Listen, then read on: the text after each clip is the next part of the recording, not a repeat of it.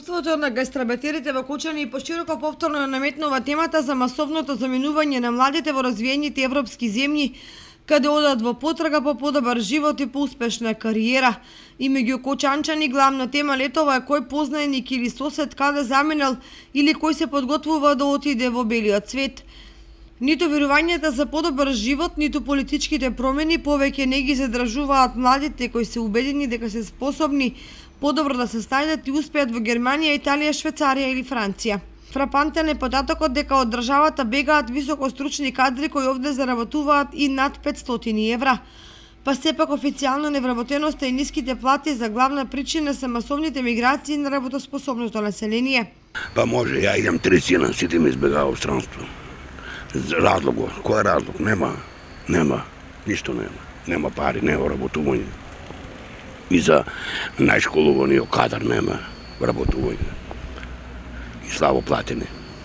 Тоа е разлог. Нема други. Мислите дека перспектива ќе има, ама кога? Кој треба да створи? Не, обичен човек. Тие што е во власта треба да створат перспективу на овој народ, да живее убаво. Е тогаш нема да бегат младите. Нема да бегат. А со дека биде се така, ќе бегат. Што ќе работи со 12.000 плата, кажем? Ништо. Најмалку баре 300 евра треба да има секој. По цела ден на машината да седеш и да работиш не е лесно. Наваа жега.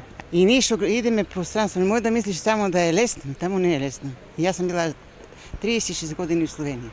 Миграциите како глобална појава ги поттикнуваат проблемите со недостиг на работна сила на државите кои се во втор план од развоен аспект. Се повеќе се слушаат информации за десетици и стотици илјади слободни работни места во Чешка, во Словенија, во Хрватска.